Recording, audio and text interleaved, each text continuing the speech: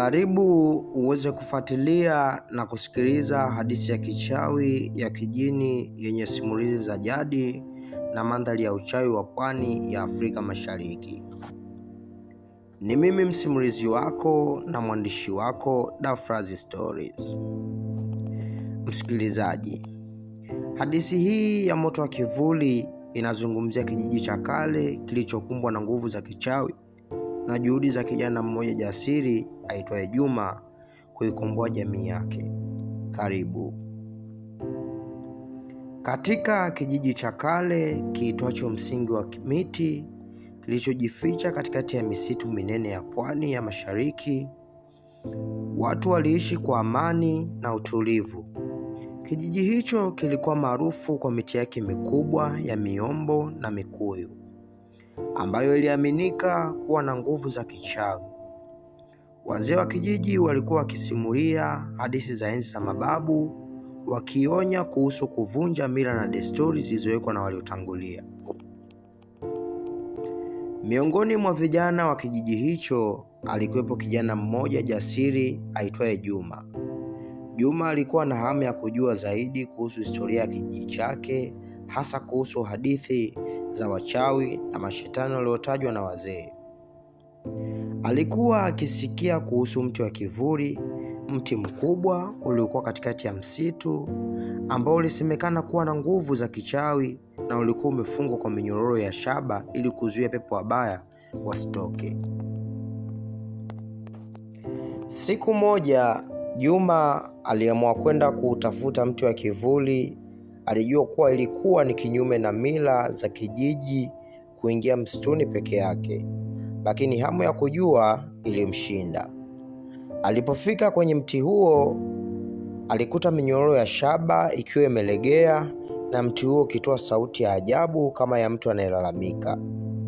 Ghafla, upepo mkali ulivuma na kivuli cheusi kilitoka kwenye mti huo na kumzunguka Juma. Kivuli hicho kilimwambia Juma, umevunja agano la mababu. Sasa utalazimika kubeba mzigo wa kijiji chako. Kabla Juma hajajua kinachoendelea, alijikuta akiwa na alama ya ajabu kwenye paji la uso wake, na sauti ya ajabu ikawa inamwambia afanye mambo ya kutisha. Aliporudi kijijini, watu waligundua mabadiliko kwake. Alikuwa akizungumza kwa sauti ya ajabu na macho yake yalikuwa meusi kabisa.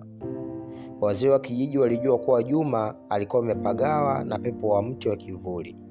Walimpeleka kwa mganga wa jadi, Bibi Zena, ambaye alikuwa na ujuzi wa kuwasiliana na dunia ya roho.